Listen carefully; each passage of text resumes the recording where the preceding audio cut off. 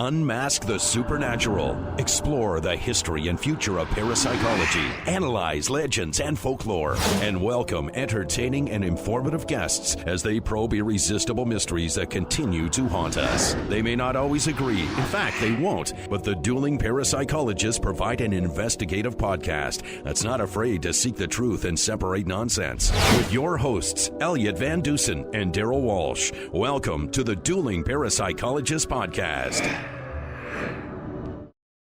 All right, welcome back to Season 3, Episode 5 of the Dueling Parapsychologist Podcast. This is a continuation episode, Part 2 of the Bothell Hell House with Keith Linder. We'll let Keith finish up his story, and then Darryll and I will do a little analysis, maybe even a duel over some things. I'm sure we will. Enjoy. It's going to be a big deal. And her reply was 3 emojis, 3 wink winks. Wink, wink, wink was her response. You know, and me on the receiving end, I went, question mark, question mark. Can you elaborate? So, and then there was a pause. And then she replied back. She's like, hey,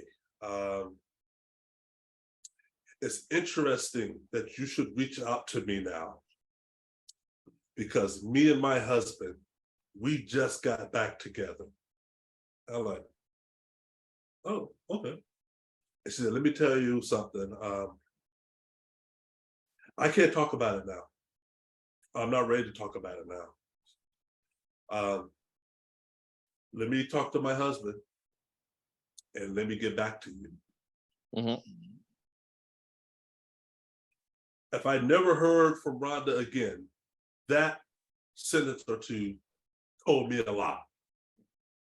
I struck gold just by her reaction because I've lived with Tina. I know that reaction when I talk to Portuguese survivors like myself, male or female around the world. She's like, I'm not ready to talk about that. This is 2014. She lived in the house 2008, 2009. This is 6 years removed. So I didn't want to spook her. I didn't want to, no, check me down, no, because she'll delete me. She's gone forever. I'm like, hey, take your time. And I left it alone. Take your time. I didn't want to spook her. Yep. And she did not respond to 2 months later. I thought I would never hear from her again. Mm-hmm. Like she's done. She's, you know, I got to take this little information and run with it or make up what I have. I got my response by her reaction. The night I got her response, ding, I heard a sound. I go to Facebook and I see, oh, Rhonda's email. She's back. Okay, all right. Breathe in, breathe out, Keith. I sit down and it's this paragraph. And at first she said, hey, sorry it took so long for me to get back in touch with you. She's apologizing. But I talked to my husband. He did not want me to get back in touch with you. But she said, I felt it was my Christian duty. She said, let me tell you, it was the beginning and the end in that house. That house was a living hell.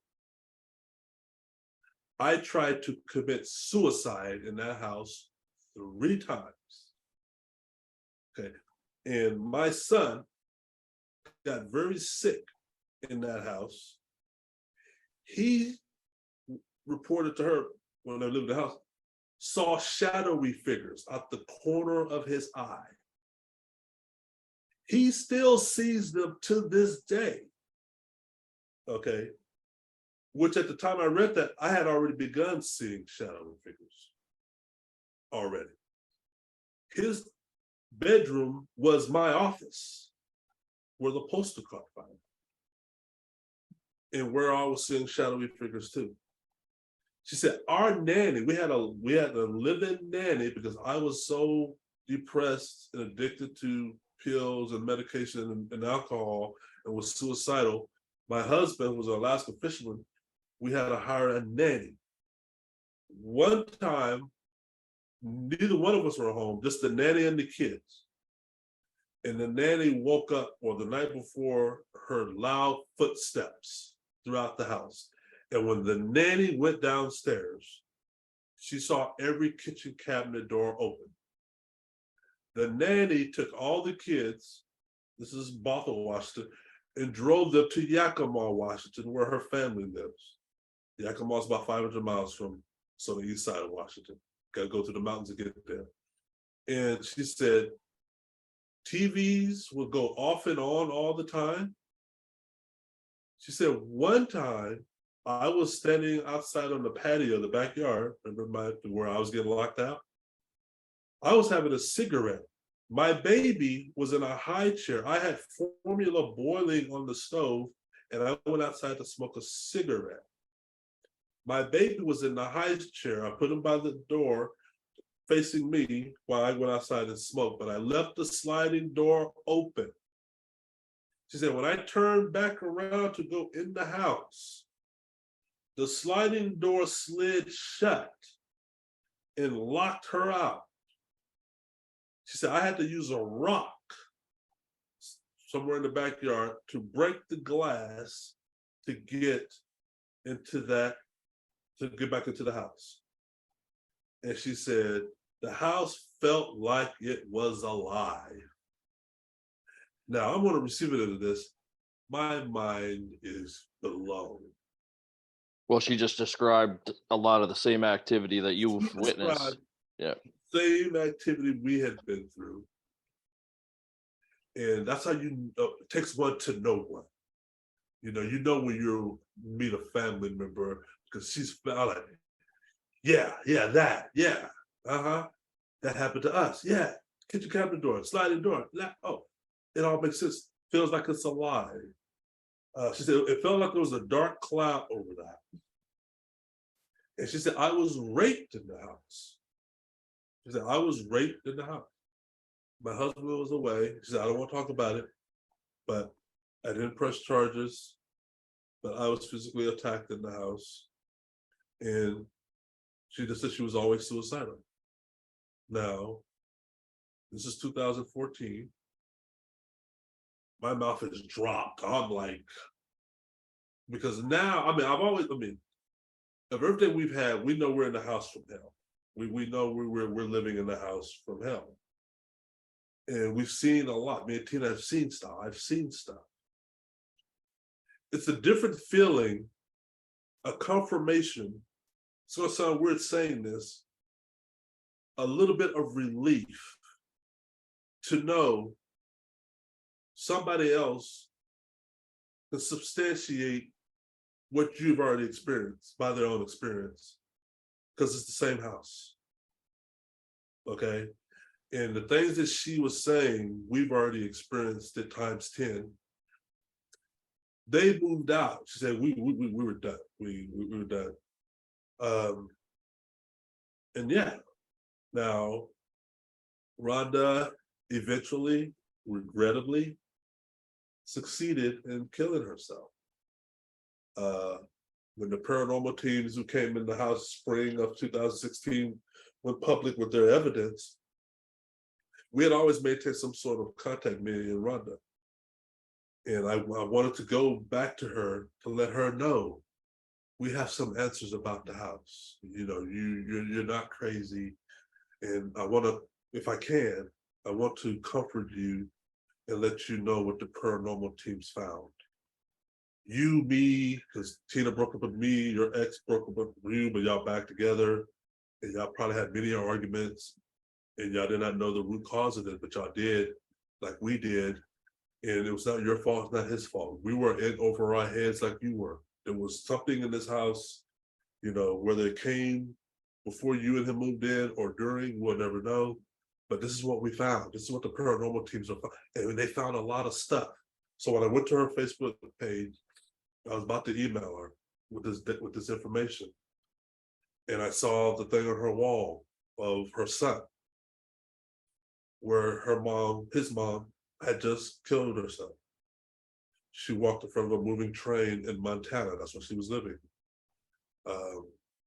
And the days leading up to that, she was very resolute of very kumbaya-ish of peace. So, hey, it's a beautiful day, And her son put the link to the newspaper story of her suicide and how the reporters and the train conductor, how they reported seeing this woman walking in the direction of a moving train. Even when the train hit its brakes, trains, when they hit their brakes, how fast they go, they can go 2 miles still before stopping. It's not like a car. And the conductor was all messed up in the head because he saw her clear as day, blue as day, blue skies, and he was able to hit the train brakes. But that's all he could do, and pray that the woman would get off the tracks, because the train is not stopping. It's going to take a mile or 2 or 3 to finally stop. And she just let it. She was and accepted it. Run her down, and that blew me away. I was messed up when I read that story, because I talked to Rhonda plenty of times, and so I was upset to get her that news that late, because Rhonda confided in me as her son was still seeing shadowy figures, and she was still feeling a little bit of darkness that she never recovered fully from that house. Now, what I put in my second book, Attachments, when I came up with my second book, I had already knew Rhonda's passing. But I was sitting on my computer, this is me not living in the Bothell House now. I said, you know what? In today's world, Freedom of Information Act, what we have in the United States, there's got to be a record or paper trail of the 911 calls to the house, including mine. So I went to the county website and requested, I said, give me all 911 calls to the Bothell House. And I remember the administrator emailed me back 2 days later, hey, this is I understand you want the 911 calls to the Bothell House. Yeah, I'm a former tenant, I used to live there, which doesn't matter, they give it to you anyway. But she said, okay, give me about 72 hours, I'll do that for you. And 72 hours later, I get this email full of these PDF files, PDF. So I open them up. I see my 2. I see the 2 for me. With the knee accident, they got that. With the postal fire, they got that. I already know about that. I don't have to read those. I went to the ones with Rhonda, 3 of them.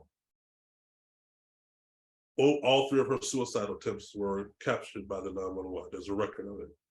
Of the sheriff's department responding to a distress call, either of a neighbor or a husband, saying he's not heard from his wife in a while, he wants to do a wellness check, or neighbors hearing noises of a woman screaming, and they call. The report that I read was 3 of them. All of them document Rhonda trying to commit suicide in the home. But the most darkest one was the one the neighbors called because they hear a woman screaming. And her friends and family are nervous because she's called them and she said today's her last day. So the sheriff responds first. He gets to the house and he goes to the front door. And he hears a woman screaming. It sounds like it's coming from the garage. It sounds like Rhonda's in the garage. Door's down, but he can't. He's ringing the doorbell, nobody's answering. But he hears a woman screaming, and she's saying over and over and over, why can't you just leave me alone? Why can't y'all just leave me alone? She's screaming that. And he's knocking on the door, she's not answering. So the sheriff, officer deputy, walks around the door, the wall, that you see in my house, that fence, and he goes to the fence door. He gets to the backyard and he sees a mattress stuffed through the sliding door, through the glass, a mattress. Like you're plugging up a hole. And I knew immediately right away that brought validity to Rhonda's story, because Rhonda said she threw a rock through the glass sliding door. And living in that home, she probably didn't get that fixed. And as a mitigation factor to fix it was just stuff a mattress in it. The police officer, the deputy, removes the mattress. And he's now entering the home through the back door, through the broken glass. He goes in, here's the woman screaming, calls out, hey, Rhonda, sheriff department, whatever, hey, where are you, Rhonda comes out of the garage, and this report is in my book. You can download and read it from start to finish themselves. And she comes out of the garage, and her arms are bloody, and she's holding a screwdriver. And he's telling her, put the screwdriver down, man. Put it down. Drop it. She's not. She keeps coming toward him. Why did they leave me alone? Why can't they leave me alone? Why can't they leave me alone? Da, da, da, da. Man, put the screwdriver down. Put the screwdriver down. So he tases her. He tases her. And then they render, and the help arrives, and everybody, tape her up and get her out of there. And one of the things he wrote on his report, because this is a report that he's writing, is what he did, what he saw, what she was saying, that she came out, and he wrote on there, why can't y'all leave me alone? Why can't y'all leave me alone? And he wrote one of the last sentences I saw in the report that I thought was very interesting, that I'm glad he made a comment about it, was he said, there's no one else in the home. Rhonda she didn't have a phone in her hand. It was not she was like talking to somebody, oh, leave me alone, Who was she talking to? And in that 911 call, you said the neighbors had called it in. It wasn't actually Rhonda that had called that one in? Rhonda never called 911 on herself. No, she called 911. No, it was always either a family member, checking up on her. And when they call her, she's like depressed, saying, because she wrote that on her Facebook wall.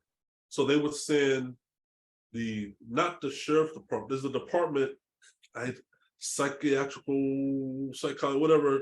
Almost like a mobile health unit kind of thing. Oh yeah, they will respond to suicide call. It's not always the sheriffs who respond. Neighbors called him and a woman, screaming, called, and that's how he got there first. And you can see by the shield on the PDF which department responded to the home. But since it was a 911 to that address, it was captured, and he wrote a report. All instances are documented, but he wrote he got some narration, and the things that stuck out to me was the screaming and what she was saying while screaming. The back door with the mattress stuffed in. And that's a lot of gumption for an officer to go through a house like that. I mean, that's a decision an officer makes they don't make it haphazardly. Going into a home. No, for sure. Actually, I served 15 years with the Royal Canadian Mounted Police up here, which would be like the equivalent of your FBI down there. And I was thinking very smart of him to go check the back door, because when you get a call like that you hear screaming in the house and there's no response, you have the authority to enter that house. If it was me, I probably would have ended up ruining their second door, because I probably would have kicked in the front door. But he managed to go around back and see that the glass door was already broke. So yeah. He probably saved them about $500, whereas I would have just taken the front door off the hinges. But no, that's really, really interesting. That's great. So after you obtain these police reports, that to you kind of lended some credibility to Rhonda then, because she had told you that she had tried to kill herself in the house, and she had told you about the broken glass, and now you actually get a police report, and it actually corroborates what she has already told you. Yeah, and just to rewind, going back to one of those aha moments where things stay in the back of your mind, you don't know what to do with them, but certain dots get connected. When me and Tina first moved into the home, and as a renter, when you move into a home, there's things you do with the landlord there. Y'all go from room to room, and y'all check off everything, the condition of the home.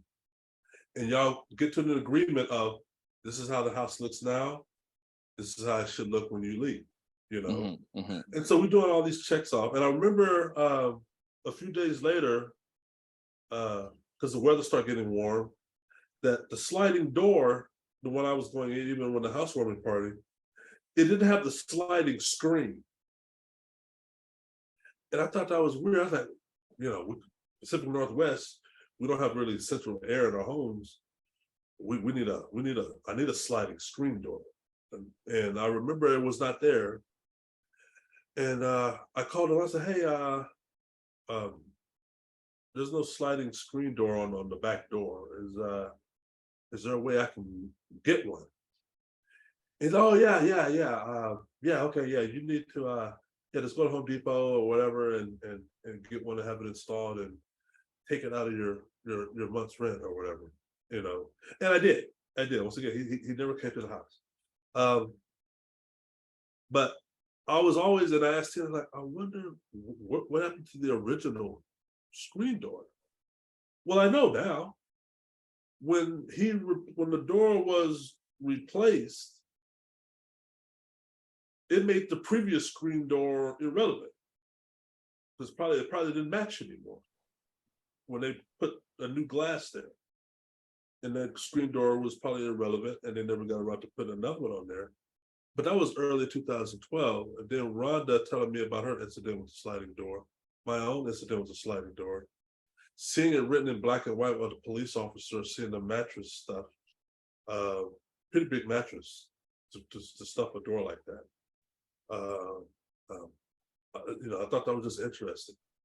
And I was glad he wrote that. I was very glad that I was able to pull the 911 records. I was very glad for that, because you have to understand, if I ever get down to putting everything in chronological order, it would be a lot.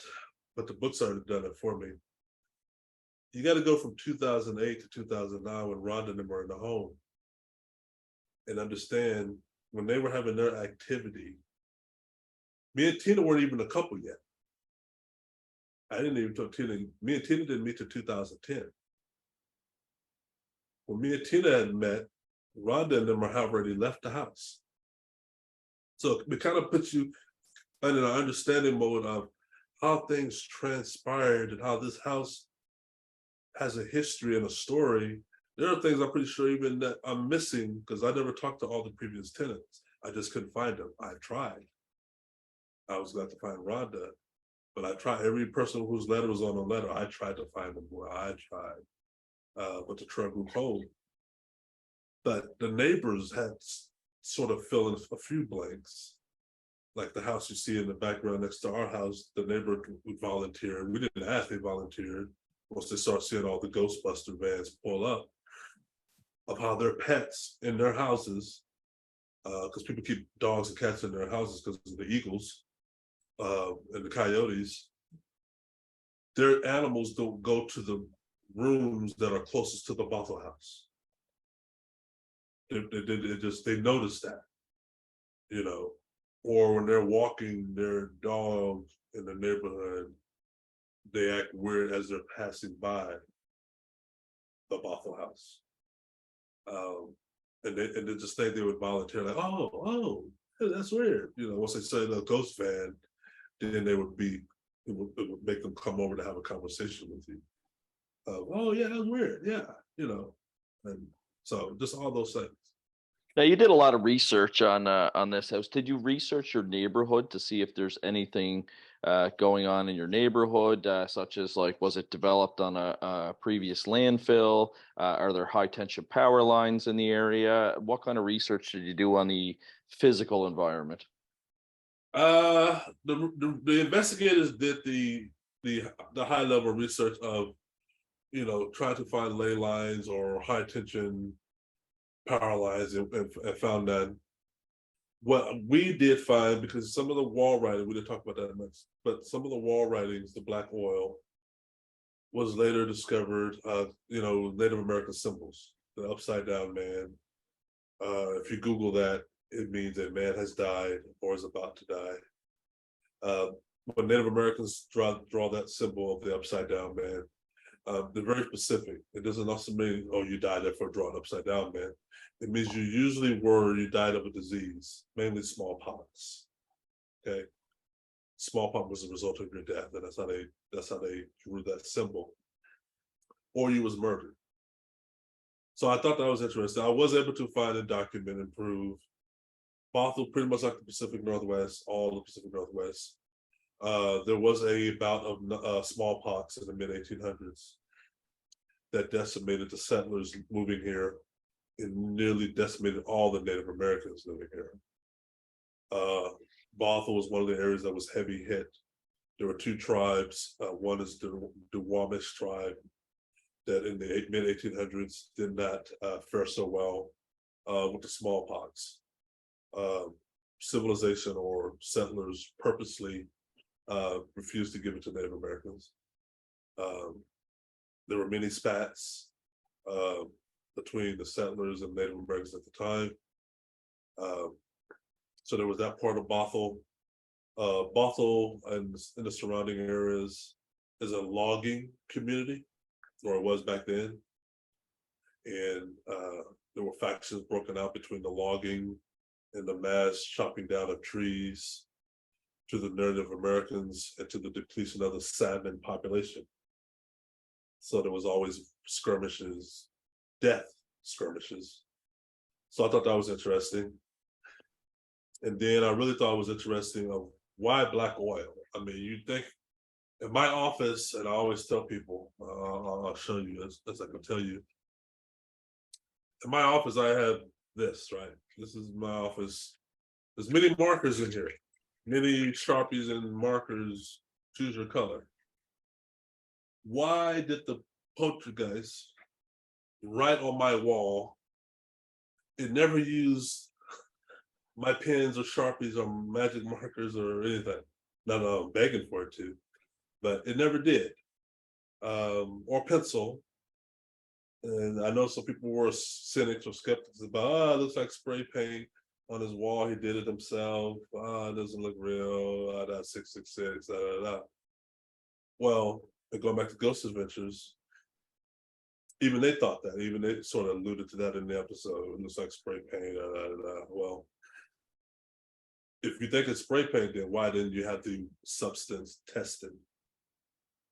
I was just gonna ask you that question, Keith. Did you ever, when I did my research on your case, I couldn't see that the substance was ever tested in a laboratory to determine what it was. The only thing I came across is that you had described it as being like a very sticky oil texture, had a foul odor, and when you would try and scrub it off the walls, it would sometimes, the writing would reappear. Is that true? Yeah, so the wall writings have their own interesting story because, like all Poltergeist activity, things escalated as well as the wall writings. The fires escalated from the burning Bibles to the poster to even my clothes catching fire. The wall writings are no exception. It started off with sage ash. When we were smudging and saging, we would come home. I would have a stick this long when I went to work. Come home, it's this long. And in my office on the wall, written is an upside down cross or something with the ash from the sage. I don't know how he was able to do it because I couldn't duplicate it, but it was, you smell it, it's sage. You knew it was the ash. So I knew that. That's soap and water. Hot soap and water knocks that out. Okay. The Poltergeist is going to escalate a little bit up because you clean up that mess a little bit too easy, Keith and Tina. So now I start using black oil. The black oil it first used, okay, now you can't rub that off with soap and water. That's going to require some paint. Now I'm going to Home Depot and buy cans of paint. I'm doing a little once over, takes care of that. But they do it again. Now the black oil is a little bit different. It's black, but it's a different oil substance. One or two coats won't do it. I'm now incorporating primer. I got to buy some primer and paint. I got to do it. And it's very hard to find the painting that matches the wall. So it's very difficult to get that right, exact matching. So I'm doing that. And I'm letting the landlord know every time. So then they start doing the black wall, or they do it on more walls. It once was one wall, it's now two walls, now it's all four, now it's the ceiling. The infamous Halloween night included the ceiling, every wall, including the sliding doors, got some paint on it, black oil. Very acrylic. This is a different substance, an acrylic substance. Dry, well, they're all dry. But I don't know how it's applied because you have to understand, if you look at some of the pictures where the oil, specifically the ones behind my computer monitors, some of the black oil bleeds behind the desk. Okay, which means you and I, how was it able to do that? I can do that with my hand and a paintbrush because just laws of physics. And then the sliding door, if you see the wall writings on the sliding door, you see the sliding door, they overlap. There's a little overlap of the right door and the left door. They're not even, there's an overlap, the closet door. Well, what you don't see, because you're not in my room, is there's black oil on the other side of that door of the overlap. Okay, what began over here and goes over here or vice versa. You have to open that door and you see it. Okay, a hand can do that. My hand, your fingers can do that. Which suggests, and I said this in my second and third book, is the material appeared through the substance, through the wood, through the fiber. It came through that. I manifested, and then I even strengthened that theory even more when I later purchased digital microscopes. I put the black oil under a microscope, and you can see it. What's invisible to the naked eye, when you put it under a microscope, I'm talking about the all white portion of the door that has no black oil, or you think, because that's the naked eye. You put that part of the door that has no wild oil substance on it, you see the black markings, they start to come into focus as you start magnifying. You see the entire door has black oil on it. There's dots, and the dots coagulate, and they turn into strings and web, and finally they coagulate so much till they start forming symbols and words. So I found that out. I did that myself. I did find out that the substance, because I did have it tested, I did, but it was by accident. And it was a laboratory that tested it. And it came back as bone black or bone char. Bone black or bone char, long story short, is incinerated buffalo or bison bone. It's a heavy form of black paint that was used for pictography and calligraphy by both the Egyptians, Native Americans, and early painters in the 19th, 20th century or 18th century. It's a very dense form of paint, completely organic. It's derived of incinerated buffalo bones, to where the bones leave a black char-like oil, not oil, but powder. And then with a mixture of its own derivative, which produces a yellow oil-like substance, it can be used as a form of paint. How I discovered that was, and I write about this in the book, and the reports in the book too. When my story went public, after Ghost Adventures, I was at my job, and my coworker, who I've known for 2 or 3 years, said, "Hey, I saw your house on TV. Wow, crazy stuff. Wow, I didn't know you. Wow, haunted house, huh?" I'm like, "Yeah, I'm drinking coffee at the coffee machine. We're talking." He said, "What's that black oil? What's that stuff on your wall?" I'm like, "Hey, we don't know. We never got around to testing it." He said, "I can test it." And I'm like, "What?" So yeah, I can test it. We got a lab upstairs. I said, "What do you mean you got a lab? You can test it?" "Yeah, if you can bring it up to my lab tomorrow or whatever, I'll try to test it for you." And then I looked up his job title, and because I did not know, but I realized then, and it made perfect sense, because I work for F5 Networks. We're a hardware manufacturing company, and we sell both hardware and software around the world.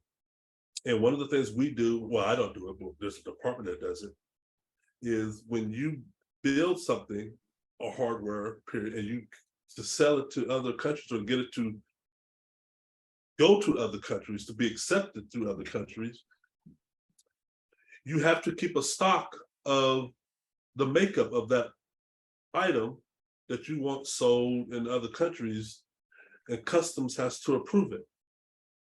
And you have to have, because there are materials that might be legal in the United States, but hazardous or illegal in another country because they deemed it so. And you, meaning the manufacturer, if you put an illegal form of paint, let's say paint, on a material of yours, that country is outlawed, that they determine after testing, because they will test it, or they have the option to, you could be heavily fined, meaning you and your company. I mean, millions and millions of dollars. Okay. So to prevent your company, my company I work for, from being that embarrassment, we outsource to other manufacturers, right? And we have to hold them accountable of, this is what you say you're using to build our device. Yeah, this is what we're using to build your device. Okay, you got to show me the schematic, but I believe when you say it, I believe the paperwork that you give me, but we have a lab and we're going to also test it ourselves. Mm-hmm. So my friend works in that department who gets stuff from our manufacturer. You can think of it as an audit, and he has to spend all his day testing and making sure we don't send stuff to countries that whatever that made up could be a circuit board or whatever, could be anything, because that would be illegal, and we talk about millions of dollars and we lose our license. So I come home and chisel off a piece of the door, and I take it to him the next day. I'll go to his desk. I say, "Hey, I got it. Here it goes." He said, "All right, let's go upstairs to my lab." So we go upstairs to his lab, and it's a typical, looks like a lab typical, but it's got these tables and computer monitors and screens and stuff. It's got equipment everywhere, and I said, "Okay, all right, this is the real deal." And he pulls out this thing that looks like something out of a science fiction movie, like a gun. He pulls it out. Heavy. I didn't say it's heavy, but it's heavy. And he holds it in the hand. It's got a nose. It's like a gun, like a ray gun. It's got a little computer screen, LCD or an LED screen like that. And it's got a trigger. And it's got this table. He puts the thing down. I said, "What is that?" He said, "Oh, that's an XRF gun." I said, "XRF? What does that do?" He said, "Oh, it reads, it can tell you the material makeup of something in an instant. You put the nose on whatever you want to test, and it'll pull out on the screen everything that's made out of. That's how they can tell, what's in paint and whatnot." And I was like, "Wow." I said, "How much something like that cost?" "Oh, this will cost $17,000, but depending on how you configure it, it can go all the way to $45,000. So you don't want to lose this." And that's why it was so heavy guarded to get into this room. And I was like, "Oh, really?" He said, "Yeah, this is about $17,000 gun." And so he puts the thing down and he zaps it. And he goes, he puts the nose, you got to touch it. It's got to touch the thing. And he puts it over the black oil, and he squeeze the trigger, and then you go little beeps and whistles, and then the screen. And I remember the first time he looked up, he's like, "Oh, that's weird." So he erases the screen. He's like, "That's weird." And then he does it again. Dee. And then he pulls it up again. And then I think he's comfortable with his conclusion because he got the same results. He said, "Well, that's not paint. It's not paint. There's no paint in there. It's coming back. It's all organic." And then it pulls up, it breaks it down to, because I don't have my notes from me of what the organic material is. Carbonate, phosphate, and all that. It gives you the percentage of each one from high to low.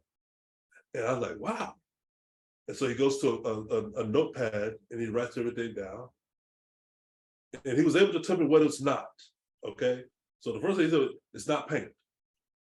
Not paint. That much we know. It's not paint. And he gives me the makeup of it. So I'm like, okay, well, now I know it's not paint. Well, what is it? So I start calling all the major art galleries in Seattle.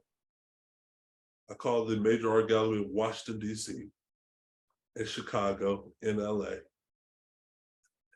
And I asked, I said, "Hey, I think I sent a few of them pictures of the black oil." I said, "Hey, I got this black oil and I got this makeup. This is what I was able to get from this gun." I tell them the gun that my friend used. And a few did not know what it was. It was like, "Oh, that's interesting. I don't know. Looks like, I can't really tell from my desk what that is." And then I think it was the DC and Chicago one that said it was the guy who saw the picture and saw my reading He said, "Oh, that's Bone Black." And I was like, "Bone Black?" Because I never heard of it. I said, "What's Bone Black?" He said, "Oh, that's a rare form of black paint, one of the oldest forms of black paint, to where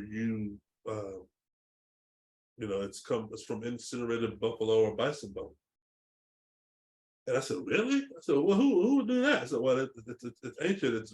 It's only two purposes. It had two purposes, and only maybe two purposes even now. Today it's a rare form of black paint, highly pigmentation, and the powdery form is used today for filtration. But back then, in North America, Canada included, when there was the mass extermination of buffalo throughout the plains, mass extermination of buffalo, you could walk to the Midwest and see the carcass of buffalo for as far as the eye could see. And the only thing the humans back then, the poachers or the hunters, left behind were the bones. Everything else was used. Till one day, to clean up the landscape, they gathered all the bones and was able to determine through the incineration method, sort of what the Native Americans used, to where you could make paint from the skull of the bone. That's where it comes from. It's only the skull. The skull is discarded. Pardon me, the skull is discarded. Everything else is used but the skull. And it comes in a black paint, and we started using it in the mid-1800s, mainly for boots and whatnot. But artists like Rembrandt and others used it in Europe back in the day. Egyptians use it a lot. It's in Asia a lot. Because, and this is their words, not mine, it's very hard to remove. It's very hard to remove, and it's organic. And I was like, aha, And if you Google Bone Black, even just recently, what the link is in my book, NASA, I forgot which one it was, when they sent something to Mars, and it had to survive the entry into the planet. What they coated the bottom of, whatever it is they sent, was Bone Black.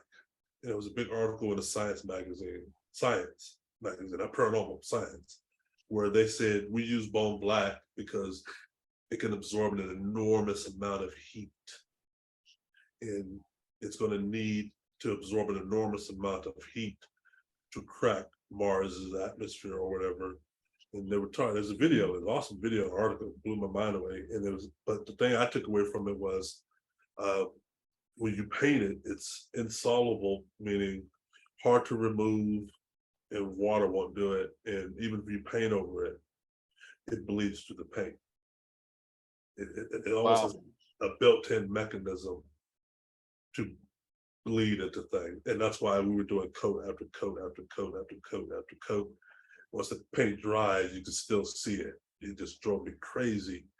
But they knew, meaning that's why now another thing I said that I found interesting or too coincidental of why Bone Black was used, going back to the buffalo. When the American buffalo, North American buffalo, was near extinction, you saw the fractions, right, between the Indians and the settlers for that very reason. In the Pacific Northwest, we don't have buffalo, but we have trees. And during the mass building of Seattle, Bothell, and the surrounding areas, there became a point to the time where there was almost a mass extermination of trees being cut down. And all you saw for miles was the tree stumps for miles. And it became a point of contention between the locals and the settlers. And I remember I was going to the Bothell Museum, downtown Bothell, looking up archive pictures, and you saw the mass chopping down. They chopped down the trees, and they ran them down the river to Seattle to build the city of Seattle and the surrounding areas. But most of the mills are in around Bothell too. It was where the mills were. And the Indians were sabotaging, wars and factions and whatnot broke out. And guess what? Guess what I saw? It was so poetic.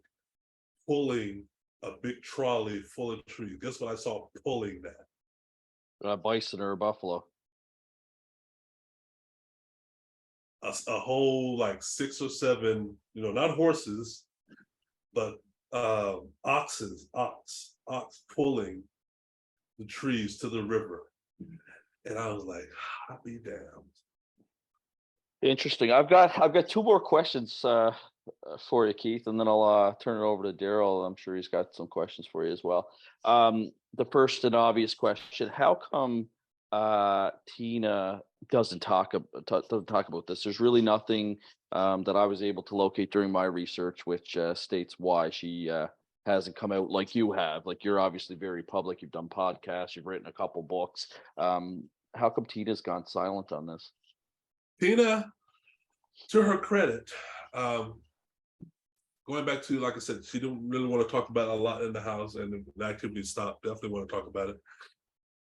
But also, and it did to me too, but the paranormal, I'm talking about the researchers and the investigators and the ghost hunters, they left a bad taste in both our mouths. You have to understand, there were teams who came in the home that we didn't know. We're new. We didn't know. When you're the one going through stuff, you don't know.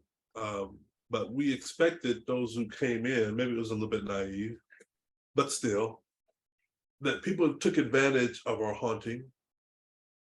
They came ill prepared, didn't know what they were doing, made matters worse, guessed a lot, did a lot of guessing and supposition, and tried to paint Tina as the scapegoat to some of the activity. One of my pet peeves when I study poltergeist activity, and I don't like it, and I hate when people say it, is the knee-jerk reaction of, oh, poltergeist activity, oh, there's a woman. Yeah, there's an angry woman around. Yeah. Puberty teenager, angry woman. Yeah. Find the woman, you find the guys. Yeah. And teams will come in the home and gravitate toward Tina. And it would piss her off, understandably so. So when Ghost Adventures came and stayed in the home, we gave her permission, opened our doors, gave them coffee, bagel, donut, And then we don't hear from you for 2.5 months on what you found or didn't find. Oh, now we're shut out. Before you came, you couldn't call, you blow my phone up. You just call me 5 times a day. Now you've left and I can't reach you.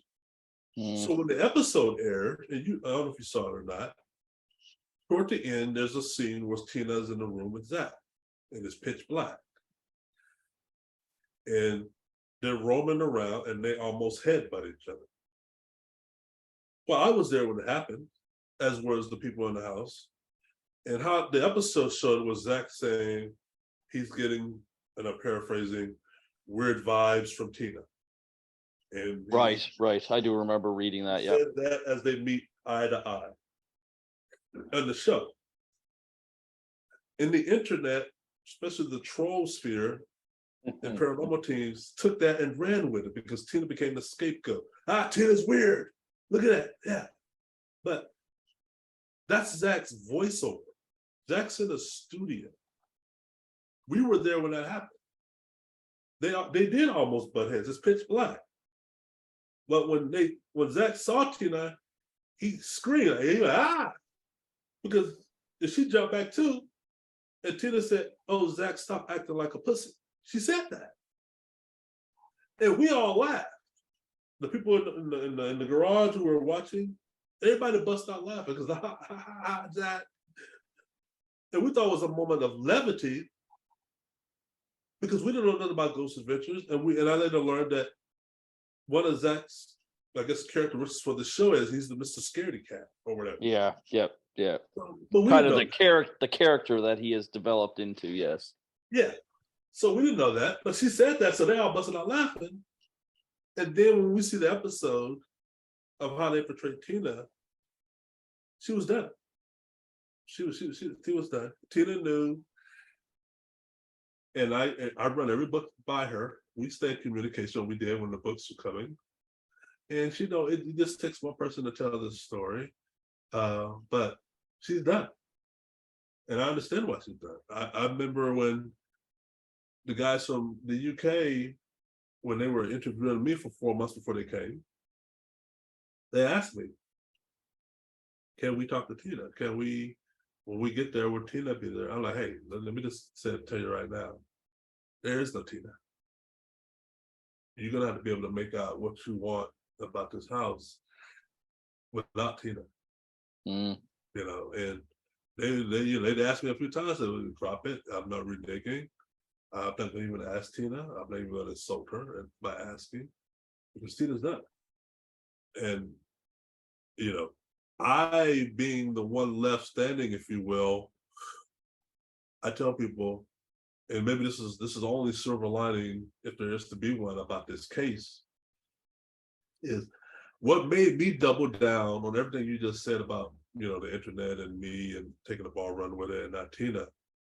What made me double down was how the episode portrayed us. If Ghost Adventures came, even if they didn't find nothing, if they would have left the episode and said, hey, we didn't find nothing, but you know what? We were there for a short period of time. That's how these things work, y'all. That's how you can't always get stuff like that. And that's just it. If the television show was based on science and they were actual parapsychologists and not TV actors, that's probably something that would have come up. Yeah, but that would have been enough for me, and I never would have reached out to the other teams, because that would have been the epitaph. The reason why I reached out to the other team was the epitaph from the episode was no evidence. Tina might be crazy. They might be attention seekers. And it felt cheap, especially knowing Rhonda, cheap to just walk away and let that be all that's known about this case. Now, teams, the US team did reach out to find me. I found Steve and them through, I was reading parapsychology books, and I kept running to his name. But the people in the US found me after they saw the episode, and I gave them my first 2 no's. It was the third one that they convinced me of how they would conduct this investigation that I finally reneged.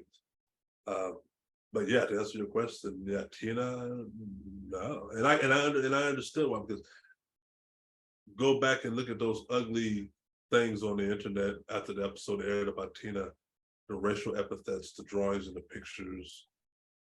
It was just so ugly. Teams that were in the process of helping us, some good people, stopped talking to us. Why? I don't know, because of an episode. They just really, and that was high and dry. The old Ghost Adventures didn't find anything. Well, there must not be nothing there. So yeah, she was done. And I was too. I mean, teams, the local teams in the area, yeah, it's comical, the stuff that they were doing. No, that's fair enough, and that's kind of what I had thought as well. Because again, like, you don't see a whole lot there from when I did my research on why she kind of stepped back from it. The last question actually comes from one of our faithful listeners. Her name's Elaine, and I noticed there's a few different terms being thrown around throughout this whole process. There's been, when you first had the activity happen, you thought ghost. We've heard the term poltergeist, and I don't think we touched on anything demonic or demon wise on this episode, but through the research that I did, the term demonics also popped up. Now, I know the UK is a little bit different, so our counterparts in the UK call it poltergeist. It could be caused by a living agent, which is what you had kind of touched on, is that they thought maybe Tina was causing the activity, or somebody in the house was causing activity. That's called recurrent spontaneous psychokinesis, or RSPK, as you probably, I'm sure, have come across on the internet. But the Brits kind of use it as both. So it could, when they refer to the term poltergeist, they're talking about activity that's like objects moving, objects being thrown, stuff like that. When they use it, it could be a ghost that's doing it, or it could be a living agent or a living person that's doing it. In North America, when we say poltergeist, we believe that it's a living person that's doing it. Where did kind of all your terms come from, I guess? Like, can you kind of elaborate a bit on that?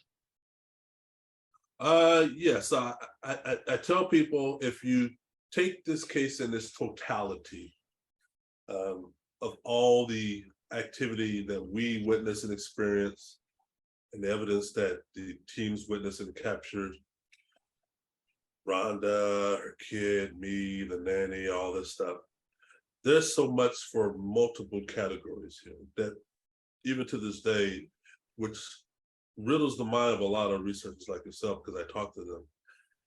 We have the gray lady. I didn't even talk about the white lady who appeared 2 years later in the hallway, who, after seeing Rhonda physically and know how Rhonda looked like, I now knew that both gray lady and the white lady looked like Rhonda. That's who that was. That's who I was seeing. Y'all have a term, or the community has a term called a living or crisis apparition. There's some theories about that. There's evidence to suggest of the Doppler effect going on in the hallway.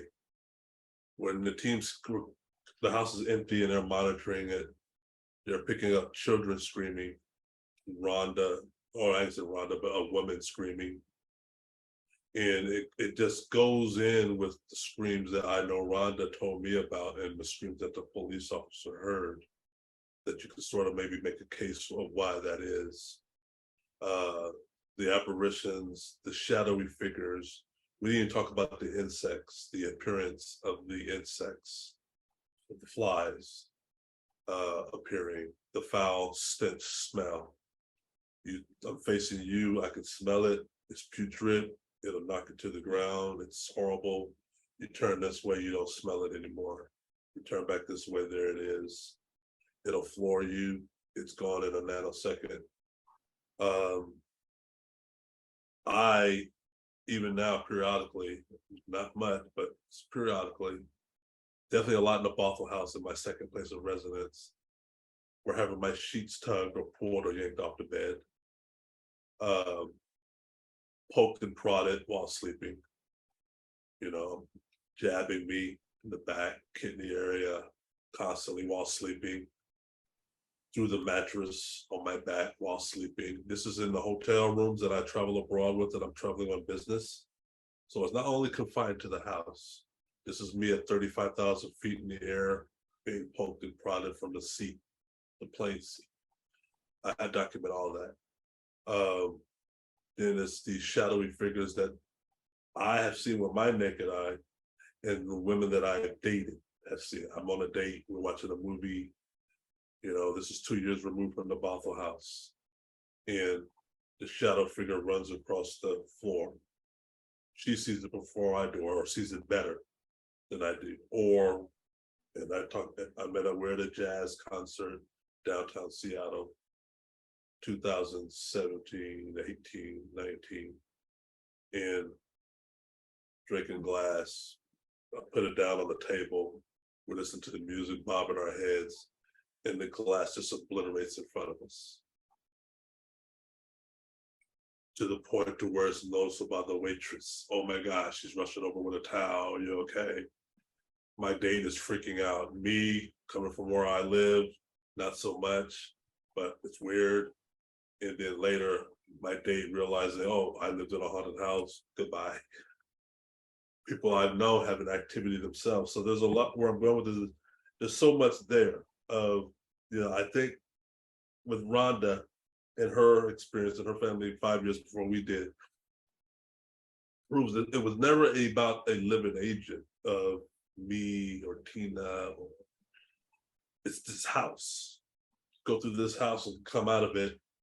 Some people, it's just weird, it's just weird. Yeah, no, I would agree with you with that, because you said there was times where Tina was at home alone and experienced activity. There's time where you were home alone, experienced activity. Or the house is empty and experienced that activity while we're not there. With your recordings, yeah. So it kind of takes out the North American version of the poltergeist. So now you kind of narrow it down to, is it Is it some sort of spirit that's doing it? Or if you start to go on the religious parapsychological side of things, is it dynamic because you've got the number 666? It was done with a strange material that's not readily available to people. You've got Bibles burning, things like that. Okay, no, that's fair enough. I'm satisfied with that. And I tell what's interesting that you might find beneficial, because I know my limited knowledge of the paranormal and what I thought ghosts and stuff were growing up in Hollywood. When the apparition took off running, you heard pitter patter. Just nothing there, but you hear the pitter patter. So the noise is resonating, like you and I would run in a hall. That's a physical sound, whatever, decibel, whatever you want to call it, that's vibrating in my eardrums. Mm-hmm. And it's coinciding with the movement, and it's going in the opposite direction. Steve Murray had a similar instance when he was in the home and he investigated of coming up the stairs when they set the hallway up with tripwire. There's a video of that. And when the tripwire goes off, him and Dawn respond. And they get to the top landing of the staircase. And there's 3 sections in the hallway, you call them A, B, or C. All the tripwires are set. And when you get up there, the A is set, something set it off. When they get up there, you hear the pitter patter moving towards the direction of B and C. As the pitter patter continues, you hear B and C go off. Something is fleeing in that direction, and in the process, breaking those beams. So you can't see anything visually, but you're hearing the auditory sound and the scientific equipment or the lasers that are set up are acting as if somebody's running through it. Yeah, and you hear the pitter patter, and that was just, it mind blowing to him because he's, like I said, you can't see it with the naked eye, but the equipment is capturing it. What's breaking that beam? But you hear the sound. And I told him in my book, because he checked it off or made mention of it. One of the things I told people, when me and Tina first lived in the home, Tina arrived through the garage door because I gave her the garage. She had the SUV. She parked her car in the garage. She entered the house through the garage. Every time I come home, I came through the front door. When I get to my front door and stick the key in and open the door to go in, there were times when I would hear pitter-pat darting upstairs. Like kids scurrying up, but like I interrupted something. That happened a lot. Or we're having supper and we're hearing that pitter patter from room to room. See, the kitchen, the upstairs bedrooms are all above our heads if you're in the kitchen. So when you're sitting down at dinner, you're underneath the master bedroom, and you hear people moving. You hear movement. And the investigators were able to hear that themselves. And some of my videos on YouTube capture that. Some of them, you hear them respond. Like, it's like people upstairs. You hear the pit patter. But what my understanding of ghosts when I was growing up and what Hollywood makes it sounds like is, even if they're invisible or you see them, they don't make sound like you and I make sound while walking. But they definitely did in that house. There's always a sound associated with the movements. And when I go to bed, the mattress indentations that I feel, like an invisible cat or a dog hopped on the bed with me, I feel that. You can feel the coming towards you, The sensation, which is common in hauntings. A lot of people don't visually see something, but they're having those sensations. So that, that again, what you're saying makes sense to Darryll and I. Darryll, you probably have some questions there for Keith. I'll let you ask them, and then we'll get Keith's social media and his websites and all the names of his books. Sure. Keith, I only have 2 questions actually, because you've answered them all. So you predicted what I was going to ask. The one interesting one is both the white lady and the gray lady. Did they seem to know that you were there? Were they aware of your presence, or do you think they were just acting out something without any, knowledge that there was somebody observing them? Well, I can definitely say the gray lady knew I was there, based on we made semi-eye contact, and her turning off the lights. Like I said, we've had plenty of episodes where the lights just go off and on by themselves. And my thinking is, you don't have to physically turn off a light to get our attention, because you've already demonstrated over time you turn the lights off and you get our attention. So I think this was a deliberate act on her part. What riddles me is her reaction to not being able to get through the door. And I know there's some theories as to why that's the case, because I'm observing her. My observing her interrupts or interferes her ability to demanifest, if that makes sense. Because it's not unreasonable to say, as soon as she got turned the corner, gone. The white lady was like watching a movie, and there's a reenactment video on my YouTube of that. I'm in my deal, and how I'm set this up is how it happened. I'm in my computer. Tina's outside. My window is right here to my desk. Tina's vacuuming her van. I can hear her truck. And I'm at my computer. And I hear a rustling sound. So much to the point that I ignored it at first. It's like leaves or paper rustling, you know, and it's nonstop. To finally, my brain's like, man, what is that rustling sound? You know, so I scoot back, and the rustling's coming from the hallway. So I turn toward the direction of the hallway. Lights are on in the hallway again. And the rustling sound, it's constant, not getting louder as something approaches, but it's constant. As soon as I turn toward the direction of the hallway, this full-bodied white, it's a female lady, walks by my doorway. She's going from the hallway to the room next to me. There's a room to my right. And she goes right by my doorway, and she never breaks it and looks in my room. She just keeps looking straight. But she's very stoic looking. I get her, she's very stoic. And she's holding something, and I can't tell what she's holding. My brain deduced it down to she's holding laundry. But if you had to pin me down and ask me what I think it really was, it looks like it was like I was watching a movie of Rhonda, or a woman who used to live in the house, who's just going by her day of doing chores. The mannerism, the carelessness of, you know, like it was alone, like you'd be alone in your house and you just going by from room to room. And then I see it, and I get up, and like I say, go into the room where she went, and of course she's gone. Yeah. You know.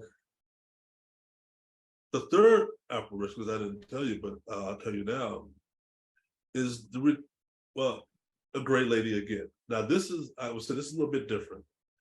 I couldn't get a good picture of her to know if it looked like Rhonda, but I drew a picture of her and I put it on my book.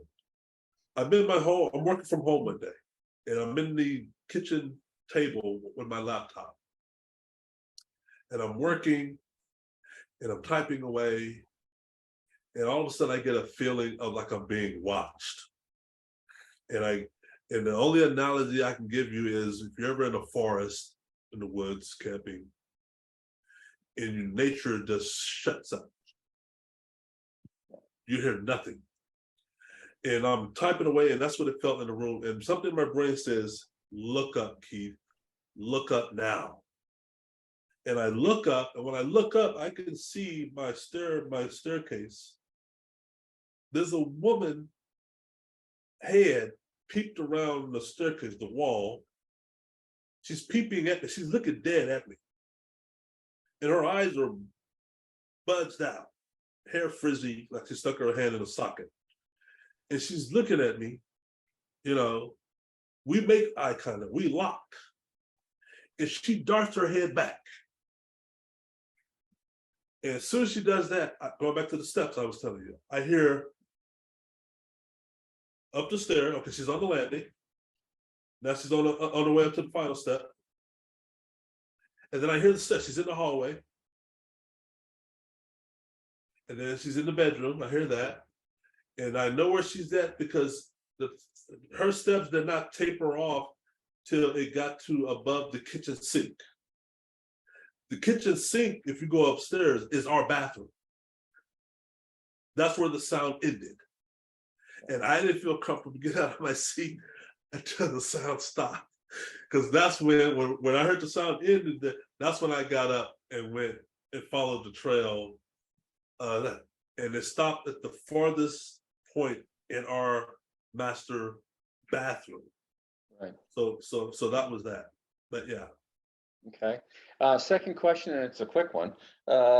Did you ever see the black orbs again? Not with the naked eye, no. Not with the naked eye. Shadowy figures, but they were always on the ground. Yeah. I kind of wish I kind of wish I did, only because I wanted to see what they would look like now with the house as active as it was. Yeah. Would there be more of them? Interesting though, when we were having weird noises come from the attic, now we're in our bed and we're hearing heavy stomping above our head at night and in the mornings, to the point to where I put a motion camera in the, for lack of a better word, it's not an attic. For lack of a better word, it's attic, but it's not an attic. It's we don't have attics in the Pacific Northwest. It's all fiberglass up there, the little pink stuff. Yeah. But I opened up the door. There's a door in our bedroom closet where you can open it up. It's all wood beams and it's all that fiberglass, whatever in between. And I was able to run an extension cord and put a motion camera up there, and then close the door and let it run 24/7. And then to the point where I almost forgot it was there. It was months. I almost forgot it was there because I wasn't getting the readings. I was glad, like getting the readings up there. Okay. To one day, I think we was at home. I was in my office or downstairs, and I'm used to getting notifications of motion detection, sound detection, or whatever. And they'll send you a picture. The cameras I had will take a snapshot and send it to you. And all my cameras are labeled: living room, bedroom, bathroom, hallway, da da da da. And I'm just going through my email, like, okay, whatever. What's on the camera now? And then it said attic. I'm out of attic. That's the first time motion detection in the attic. And so I logged in, I got the cameras, I looked at the pictures, and it's like 4 or 5 where it's just of the wall, and it's pitch black in there. So it's infrared, but it's pitch black in there. Without that camera, it's just pitch black. And the 4th or 5th picture, toward the leaving the frame, is this huge dark shadow. Huge dark shadow. It goes nothing, huge dark shadow. And I'm like, what is that? So yeah, and that's on my YouTube as well. So there you go, what you will. Thank you very much. Interesting. So Keith, if somebody wants to, obviously Darryll and I could sit here and talk to you all night about this. I wish you still had, I wish we were in Washington State and you still had access to the house. We'd love to have our team come in and take a look. Where can people find out more information about the Bothell Hell House? What's your social media accounts that people can follow you? And what are the name of the books that you've written, and where can we find those? Yeah, so I made it easy for people to find this case, and it's 2 ways normally. Number one, if you get the books, Bothell Hell House and the second book, all my books had links in them to the videos and stuff we talked about today. Not just my stuff, other people's stuff, researchers, PDF, all that stuff. All that's in there, and it's in a chronological order, so you're going to get it in the time frame of when it happened. And then, of course, there's the index at the end for the summation. So it's all there, and if you click on it, especially if you get an e-reader, which is very convenient, and this is what a lot of people like about the Bothell House, is when you get to a chapter where I talk about the loud banging, there's a YouTube link you can click, and it'll take you to the internet, and you can hear the loud banging yourself. That's really cool. Yeah, that's really cool that you can compile it like that. So it does that. So yeah, the Bothell Hell House is on Amazon. Attachments Portuguese, Washington State is on Amazon with all the links and all that. But the YouTube channel, you can just Google Keith Linder or Keith L, and you'll find my channels about 500 videos. I tell people start from the very beginning, just work your way to the very beginning, because it's really a video diary. It's a video diary of an evolution. And from a high level point, it gives you the gradual, snowball effect of what I've later learned of all poltergeist cases, of things begin gradually. And that's what you see in our house. You see me and Tina newly into the home. You see the walls are pristine, clean, and beautiful, and there's no markings, there's no dents from objects being thrown. You see us going by our day. This is 2012, me just trying to capture what I think is kind of cool, lights going off and on by themselves. And then finally you see a light go off and on, you see our response to it. Then you start getting to the darker stuff, the movement of objects, and even our moods change. You see our mannerism change. You see our responding to activity, putting fires out, doing this, the wall writings, being attacked. And then you see the teams responding, some not qualified, some qualified, some who you never want to be in your home. And you see that gradual where we are today with the case, the black oil, everything, even Rhonda, my chat back and forth with her, it's all in there. So yeah, I would say the YouTube, definitely the books, which has the YouTube links to them. And then if you just want to really get creative, I have my email address and everything I write, because I like questions from people. The website, demonsinseattle.com, has all the reports from the paranormal teams, but those are the books too. So it really, people can find it easily accessible. Like you said, if you Google Keith Linder, most of that stuff you're going to find, it comes from me, definitely on YouTube and the other paranormal teams. And their documentaries, which are worth watching. Excellent. Now that's perfect. We appreciate you taking the time to speak to us about this very interesting case. Yes. Hey, thank you very much. Thanks for the opportunity, for having me on. I like to get back and forth. I hope this information was useful to you and your listeners and your audience. And I'm always available for questions. So let me know. Great. Sounds great, Keith. We appreciate your time. Yeah. Thank you. Hey, thank you guys. All right. Take care. Bye-bye. All right. Darryll, what's your thoughts? We'll let you start tonight first. I did a lot of talking in the first episode. So what's your thoughts on the case? Break down some of the phenomena that he talked about. So we got I have it all. I have it all. This is what I have. Oh, perfect. All Yes. highlight. Awesome. So yeah, break it down, because he's got levitations, apparitions. He's got orbs using the Connect technology, all that stuff. What's your thoughts on all this? I want to separate this whole, what we just did for an hour and a half, 3 hours, into two things. In and of himself, Keith is very honest, comes across as very honest, very truthful, very believable, and I like the guy. Okay. He said, come over for a barbecue. I'd be there. Okay. He needs $10. Okay. Yeah, sure. Here. But I've been lied to in my face more than a few times. And so I know people can fake it very well.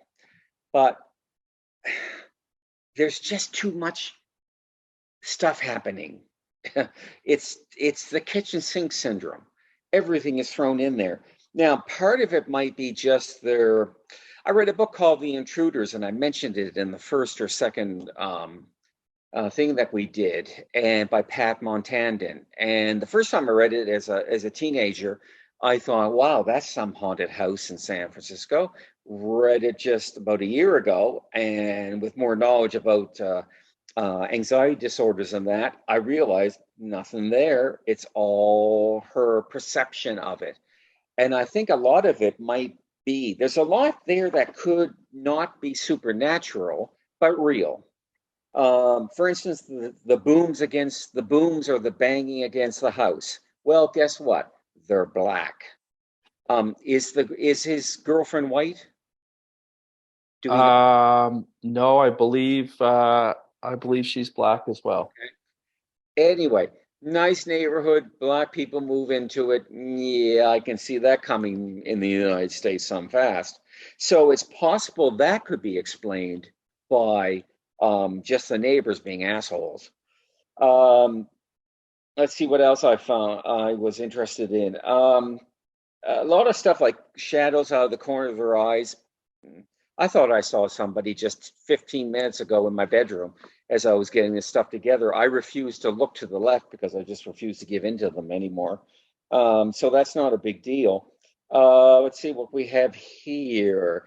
Intruders sometimes. I'm just wondering if some of it is the fact that somebody can get inside the house, whether they can defeat the alarm or whether Keith or his girlfriend had given the alarm code to somebody and somebody played a little bit of a practical joke or anything. Let me get to what you're going to yell at me, okay? Because there's certain things here that I can't explain right off the bat. Okay. The thing about what drives me crazy is they bring somebody in to smudge the place, so sage and onion and God knows what else. And there's we're having hard enough time to be able to prove an actual haunting / poltergeist without somebody coming and spraying stuff that what says that has anything to do with anything, right? That's just the scientist in me. They had multiple blessings. It didn't work, which is interesting.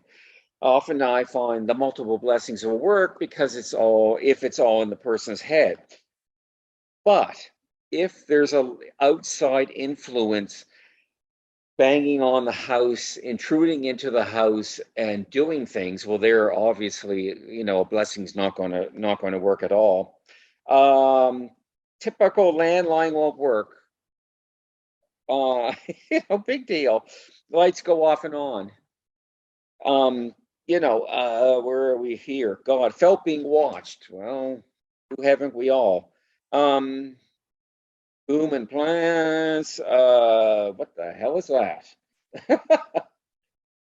Oh, the Bibles. He did not stress demonology at all or diabolical forces or anything. No, which I was surprised because, as I said, one of our faithful listeners, Elaine, had sent us a tweet and had kind of asked us where, because if you like start reading the article on different news websites or search it on the internet, you hear the word poltergeist and you hear the word demon or demonic activity. So I'm not sure where that came from. I did ask that question to Keith, and he didn't really put that label on it.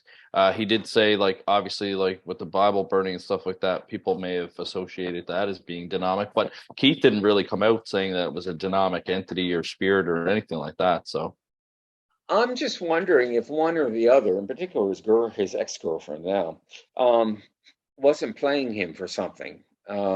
Just a thought. EVP, well, we know that's useless as tits on a bowl. Don't even go there tonight or I'll rip you a new asshole. I won't, but when we appear on May 31st on the Outer Realm, that is one of the topics. They had suggested us come up with some topics that we would duel about, and EVPs is definitely one of them for sure. Oh, we're going to have fun with that one. Now, the rest of it now, if I was investigating, I'd want to do a tectonic and geologic, as well as water, hydraulic. It would take a long time to make sure there was nothing else going on, naturally at spots, including, and forget ley lines, because that was never, because Albert Watkins never meant for them to be paranormal. But anyway, but for spots that, that naturally can cause hallucinations or things to happen. Don't bug me about the levitation yet. What's that about Saturday night? Oh, did I ask if he locked his doors? There's two things kind of related. The fascinating thing was the 2013 Xbox trial.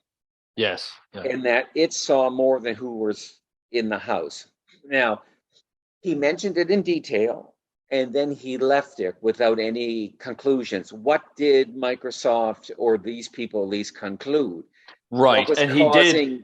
he did mention that he had signed a non-disclosure, so he might not have been able to talk about it. But I do know that Kenny Biddle has explored one of your favorite skeptics, actually. Um, and he taught me on one course, Skeptical Approach to Parapsychology. I actually like Kenny because he's not really a skeptic, even though he's pegged that. He's just a critic. He's just critical. He's a skeptic, like a true skeptic is somebody that just says it can't happen, denies it.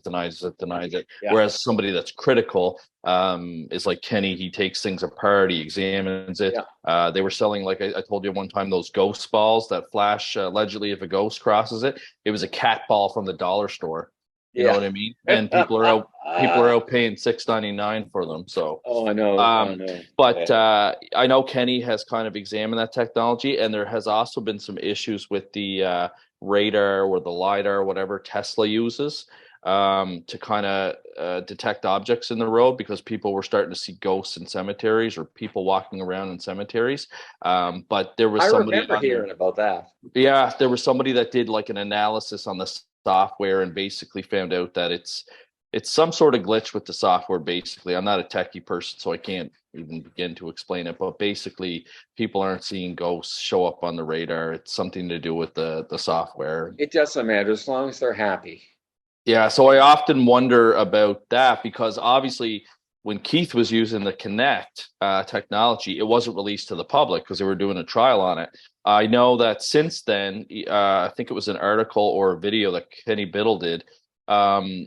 He had a mop and a bucket in the corner of his room, and it was detecting one of those dancing people. Because it probably picked up on the two solid objects, the bottom base of the mop bucket, which would. Why don't we buy one of those and take them around to places we think are haunted? You never know, right?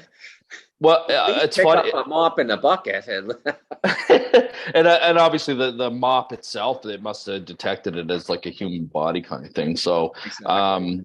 Yeah, you're right. You're right. That would be interesting to find out, like what Microsoft ended up ruling it on. But I do know that there are some issues with the and Kinect. If it still happens now, that would be the interesting thing. Yeah, that would be. Now, it's interesting though. The one interesting thing that he's described, he was describing orbs, not so much like other dancing. That's where I was going to. Black orbs. I've never heard of black orbs before, ever. No. Period.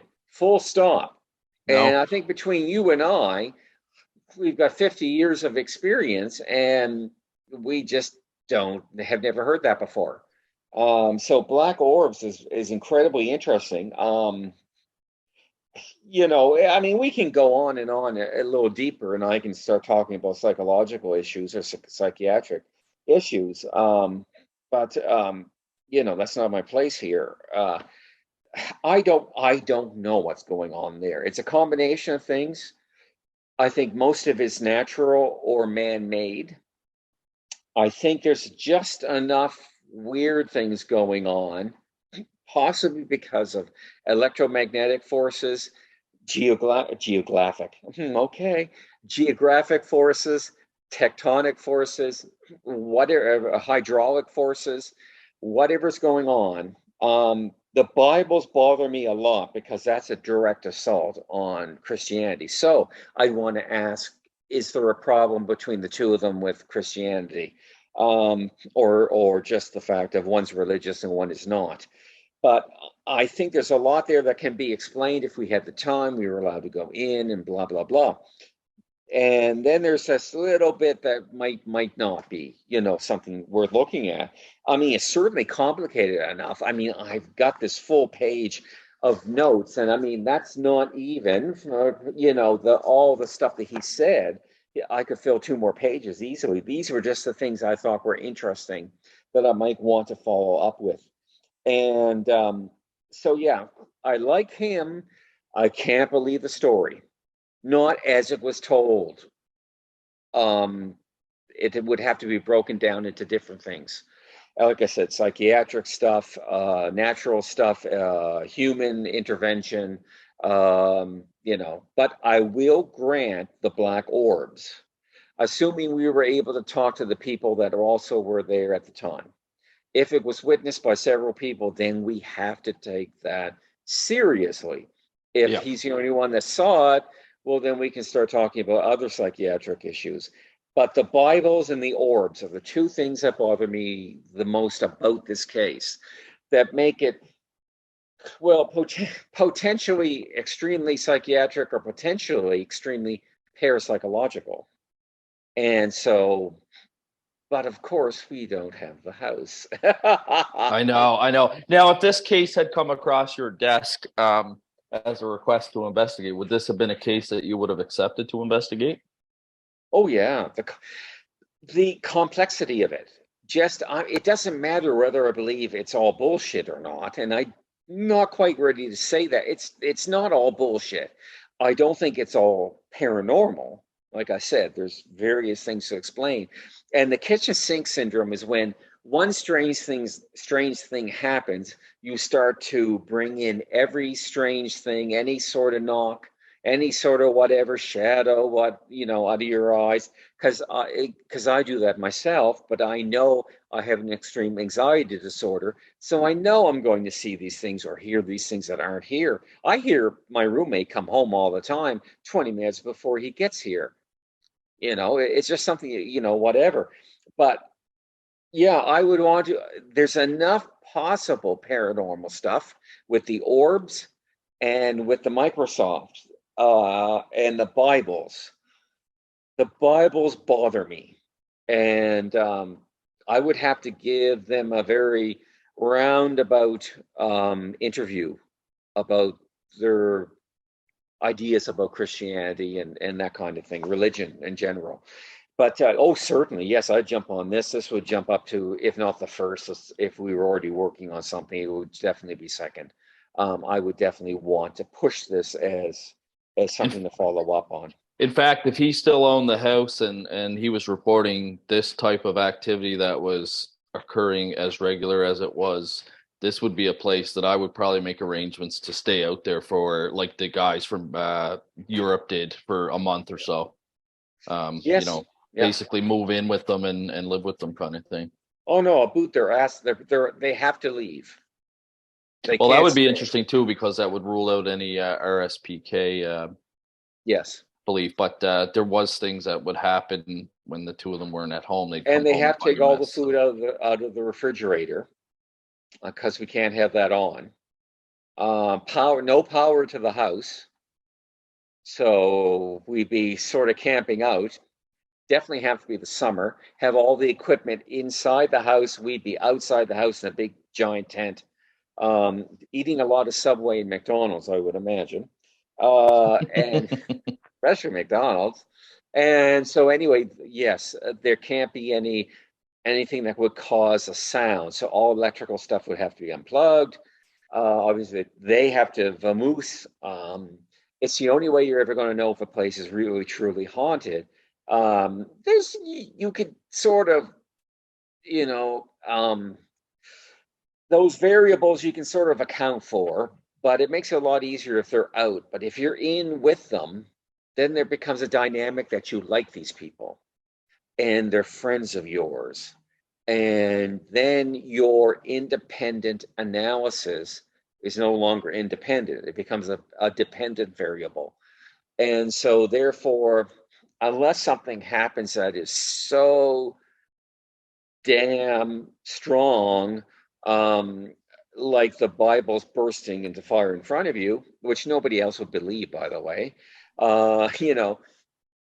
yeah, you can't have them there. You've definitely got to have them away. And that's the whole, isn't it? It's the whole reason why we can't prove anything about ghosts, because we don't get access to the places long enough. Nobody's going to allow us to actually stay even for a week. Yeah, it's the actually Mike Shaw, our researcher investigator, has been developing some operational policy for me for PPRI, and in it he talks about you didn't take CPSCs. You know what? I probably have some of the protocols from CPSC in the file cabinet. I've got all of it, and I'm going back public. You know, we've been private for a long time, and I'm very soon we're going to go back public again.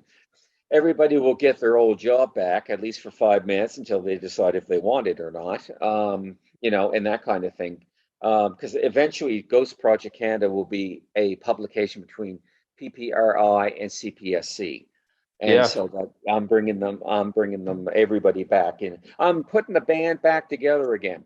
But yeah, protocols are, you know, are something that is important Yes, and he was because talking about the scientific, what is scientific evidence, and that's one of the problems in parapsychology is the replica, the rep, the replication of it, the replicability. I was going to say of evidence, but it's extremely hard to replicate. Even if you are at the house and you heard footsteps, well, how does a parapsychologist replicate the footsteps? Like, yes, you can have somebody walk across the floor to see if the boards are squeaky, and be like, okay, yeah, that sounded like what I heard, but you're not going to get that spontaneous footsteps to reappear again. exactly. You Now know what I mean? the only thing is, supposedly poltergeist knocks are different from, and nobody has followed this up. And that's why when we were talking to Donna about the TV show we wanted to do. Hello, producers out there.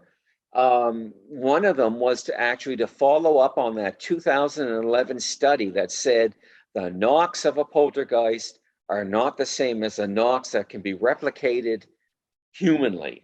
Yeah, the acoustics are different, and they found that in the Enfield poltergeist case, and they also found it in the Phillips experiment as well. I know that's another one. I'm a bigger man. I'll let it go. That's another one coming on the outer realm.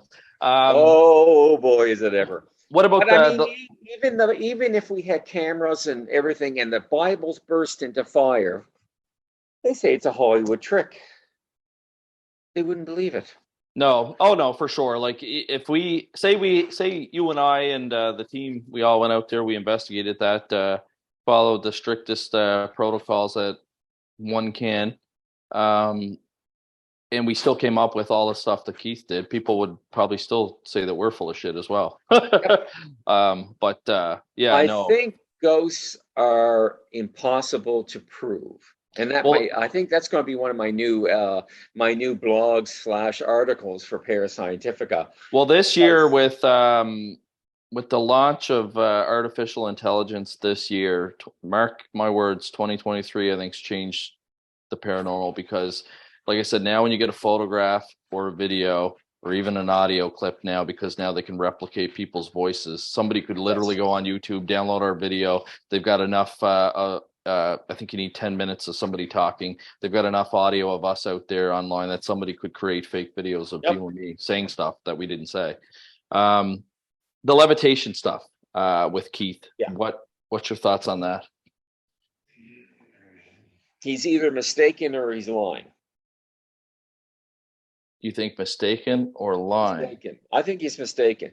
Don't forget, and this is one thing as I watch Fail Army or just about any video on YouTube from the Americans in particular, and I'm not picking on you Americans, I'm just saying that you do delight in putting out the videos that show you ruining a $100,000 car, and you're laughing at it and thinking, and I'm thinking, I can't make the rent this month, but excuse me, but yeah, I mean the drugs and alcohol, it's never completely anymore put into the investigation. And I can remember doing an interview with somebody in Prince Edward Island for a particular reason, which I cannot go into because he's famous. And on the kitchen, the kitchen was a bit of a U. And I don't know, there was 12, 15 bottles of booze, in particular, vodka on. Now, mind you, he did a wonderful, interview. That was fine. But I'm thinking, afterwards, then he said, when we went out, he said, well, somebody pissed on the chair. Yeah, I did. What? He said somebody pissed on the chair. Now, we didn't bring the guys out of the van. Donna and I were outside to check everybody's crotch to see if it was wet. But anyway, and I was the only one in in the chair. But yeah, he got an extra $75 for that one. Just because Donna was just wanted to make it go away. But yeah, so anywho, levitation, yes. I can't go there. Period. Full stop. End of story for me. I just can't go there. I'd have to see it. Well, he mistakenly thought because it was a bad angle, bad lighting, drugs or alcohol, whether prescription or other recreational, which is just, such a nice sounding name for people sticking needles in their arms in East Side Vancouver and dying of overdoses, but that's just recreational. Anyway, I won't go any more. That's not our problem. It's after they're dead, I guess. But yeah, I think the levitation was a mistaken perception. I don't think it was a real levitation. Now, I'm pretty sure you're going to come back at me and say you either saw one or you believe in the person that a person that saw one. No, I haven't seen anything levitate, but I did an interesting post this week for PPRI, and I did the research through AI actually. So this was one of those cases where AI was beneficial. And I didn't know this, but apparently levitation can happen through sound waves. It's called acoustic levitation. So this is kind of going back to what you said about the environment. If there was something going on there, and say an acoustic levitation happened to the plant, then that's been proven. That's like a scientific fact. It's called acoustic levitation. But How does it work though? What's the mechanism? that I don't know. That I'd have to look into a little bit more, like the Okay. physics behind it. But We'll yeah, talk about that, folks, in the next our next thing. We'll give you an update on acoustic levitation. now that we know the term for it, I'm sure if you YouTube that name, you'll probably see videos of it. In fact, I often wonder that might be how I had bought Spencer Collier, our deputy director, co-founder of PPRI, a UFO Bluetooth speaker, and it hovers above the base. And I bet that's probably how it does it. It probably uses the acoustic levitation. Interesting. So, and obviously, obviously in the paranormal, there's been reports of levitation, and dynamic, especially in the early years of spiritualism. Yes, the late 19th, early 20th century.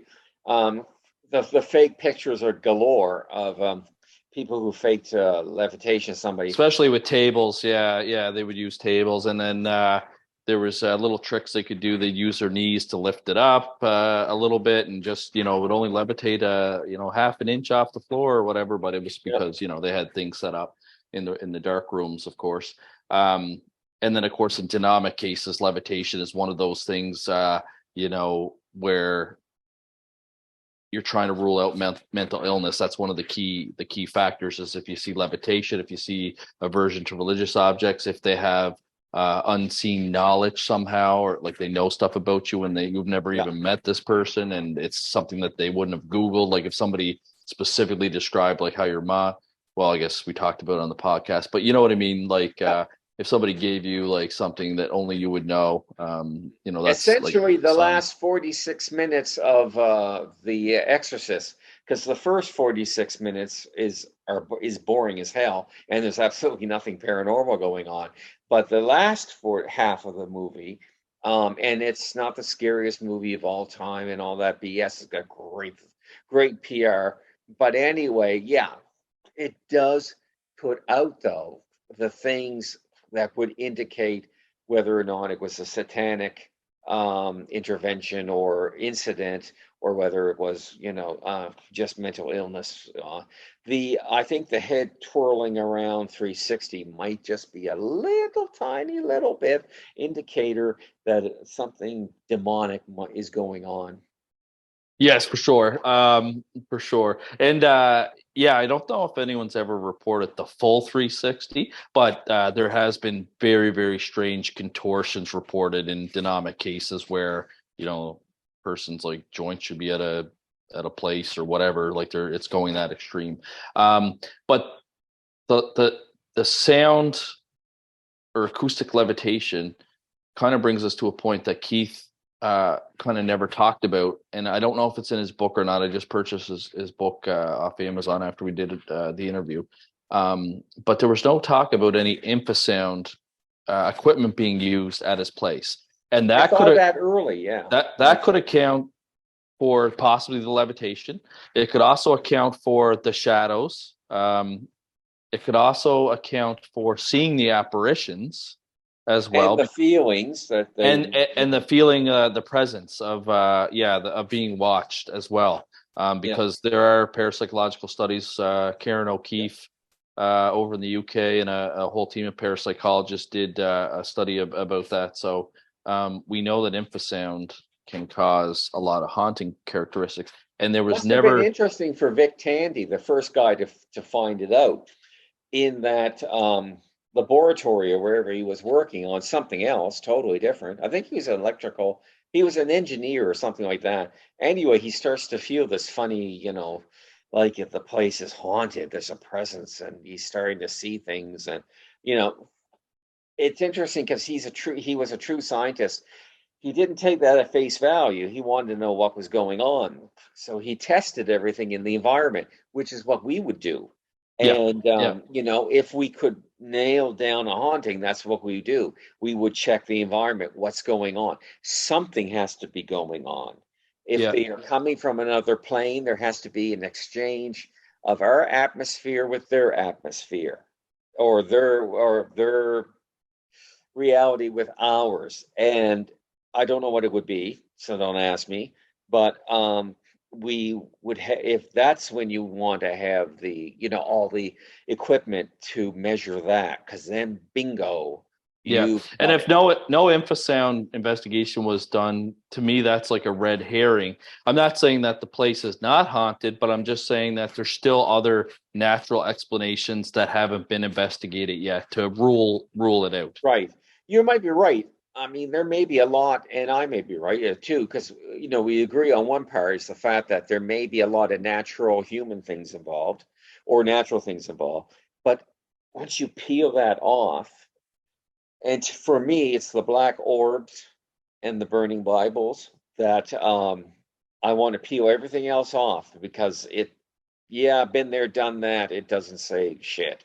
Um, Black orbs and burning Bibles certainly says something. Mm. And so, whether it's psychological, or whether it's physical, or whether it's parapsychological, that would be the thing I would be most interested in. Well, Every, you well, know, my overall perception of the case, like if I broke it down, I think one of the first things he mentioned was hearing voices. That can go either way. Sometimes you think you hear your name being called and you don't. Like I might hear Sarah call my name and I yeah. go check on her and she said, I didn't call your name. It's What? also it's also a side effect sometimes of medication. It can be mild psychosis, as which I have, because I never ever stop hearing conversations in my head of other people. They've only talked to me 4 times. Once they told me to move, that was kind of hilarious.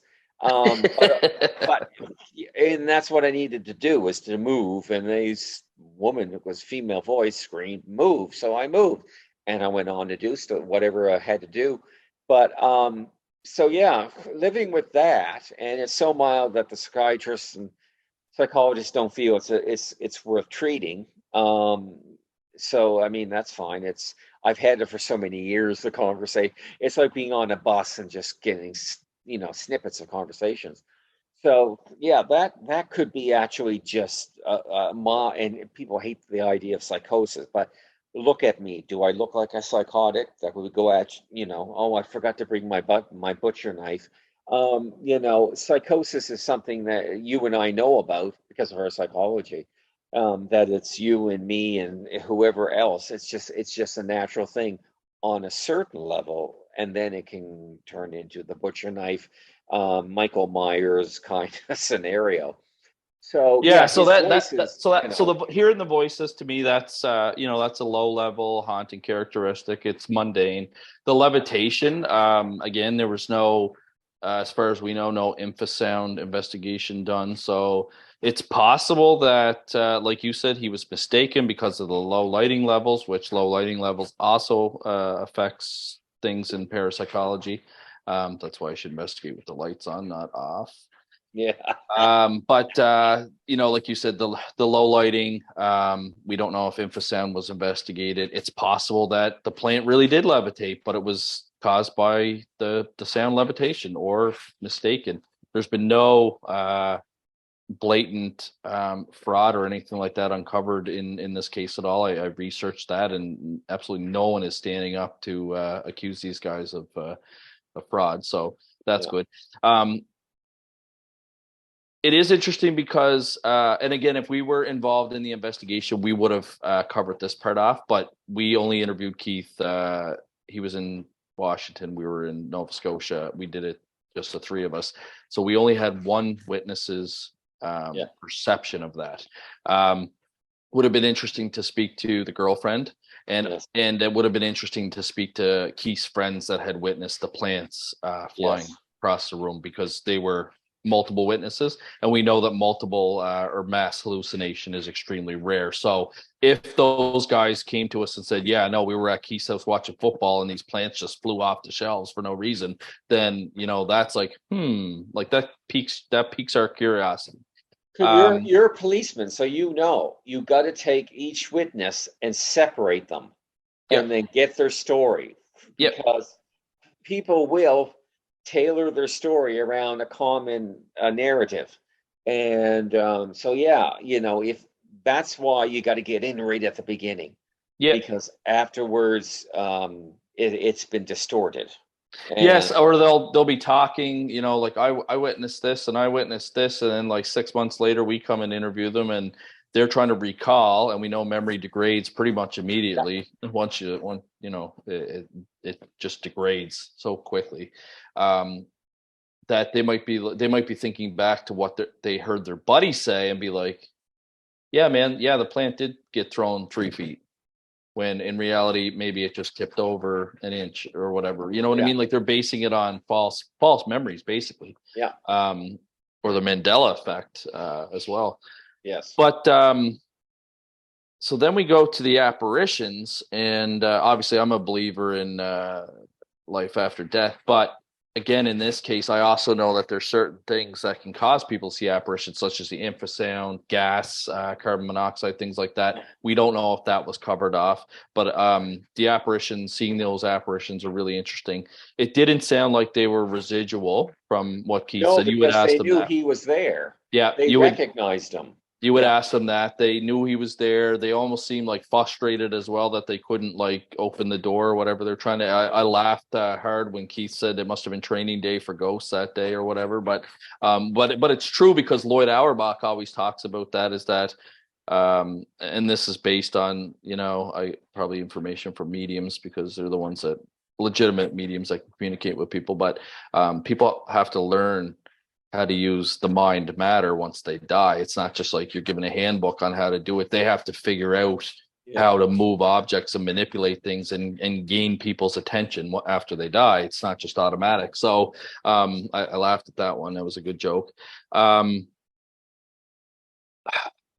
The See, it's funny. You're really interested in the Bible's burning. Like, if this was a Jadama case, I think that I'd be like jumping up and down and really ecstatic about. But this one here, I'm actually more skeptical, almost to the point that I would have, as a police officer, I would have to seize that item, send it off to a laboratory, have them do a chemical analysis, Yep. and determine whether or not an accelerant was used. Yes, exactly. Ghosts don't have to use accelerants. They don't need gasoline. Nope. Yeah, so for that part, I am skeptical about that. But objects affording and disappearing, reappearing, that I've seen. So that's not a far stretch for me to kind of believe that. I think that's a possibility. Now he did have the black, what they thought was paint, analyzed, and it came up as a very rare substance. It's not something you can just go to the dollar store and pick up. It came back as the bone char, made from buffalo. So, and in his book and online, I think I saw the lab analysis that his friend did. So that part is interesting. I do find that, because if you were going to the length to fake this, you would have to go seek out a chemical that, or an item that's not like readily available, just to kind of bring credibility to your story. Yes, it So is a that, step far to bring credibility. I mean, if this, let's say if this is all of it is faked, well, then somebody has spent an awful lot of time trying to do that and to add stuff to make it more credible, so that whether it's idiotic reality TV, or whether it's people like us, we see these things like the burning Bibles, for instance, and the black char. These are things that, yeah, somebody really would have had to put a lot of time into, to do that and to think absolutely. about it. Absolutely. Now he didn't call the police, I don't believe, for the 666 being marked on his walls and stuff like that, but he did end up calling the fire department, I assume, for the poster fire in his room. So there was a police report to back that up or corroborate that part, which I think that lends credibility to his testimony. Trying to think what other kind of things that he discussed that you didn't cover up.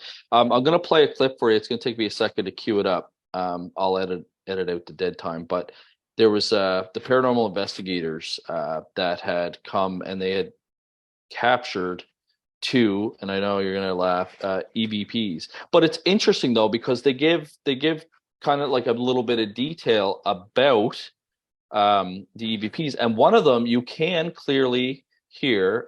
It sounds Don't tell me I'm not going to tell you what it is. anything. Don't tell me a thing about it. Just play the EVPs. Okay, let me cue it up and play it. A memory card in the device. Where is it? It's in there. Sorry, it isn't.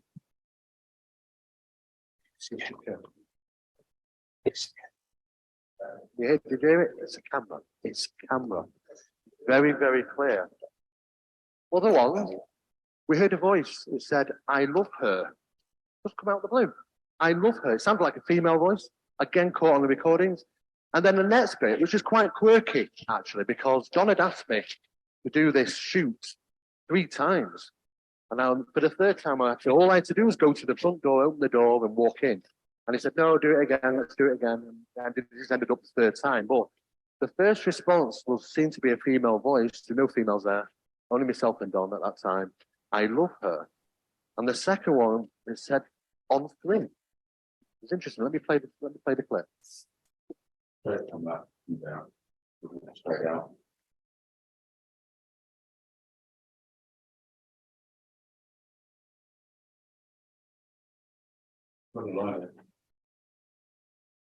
The "I love her."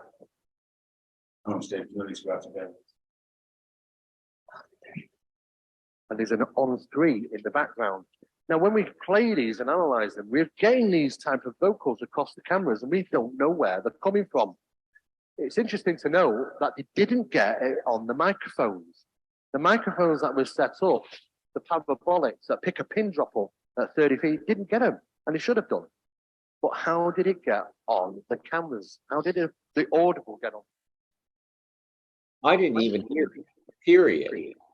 Didn't I heard a really bad microphone picking up noise, and somebody interfering in the experiment by walking in and saying, "I just heard them say, I I love her.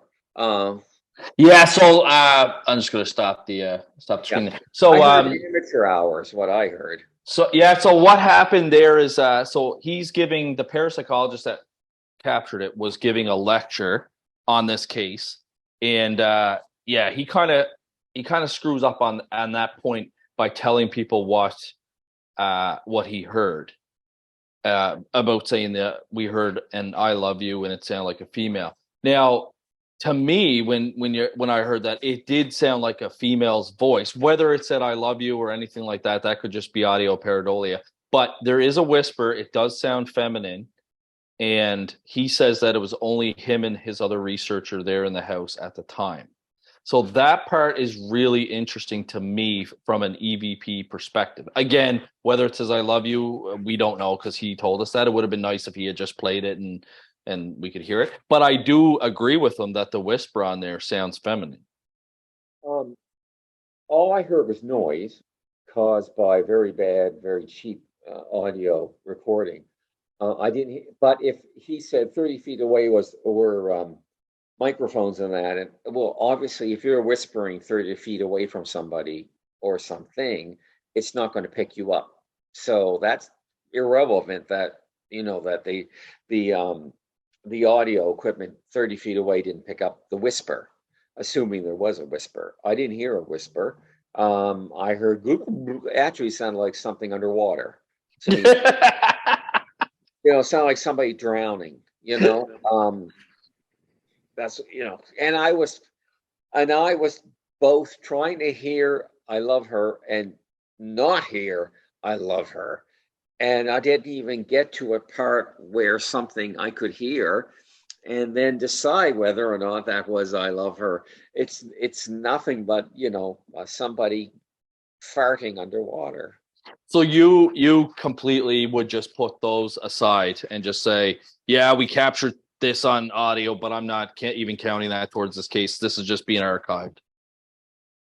And how's the mechanism for that? I mean, I can see it happening on a magnetic tape, because something somehow is imprinted on the tape. What school do they have over there to teach ghosts to be able to manipulate ones and zeros, enough to make a message on a modern tape recorder?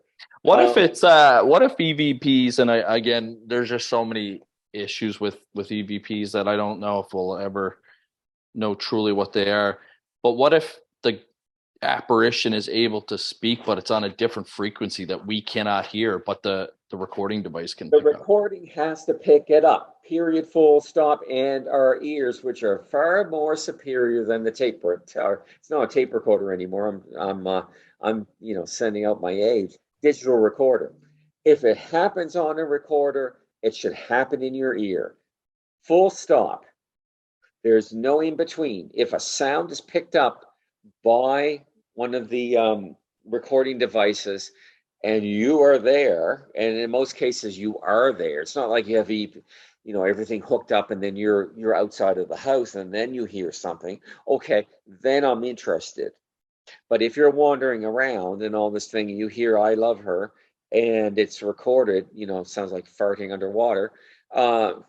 Yeah, if the recorder hears it, you hear it, because our ears are far superior in frequency than the digital recorder.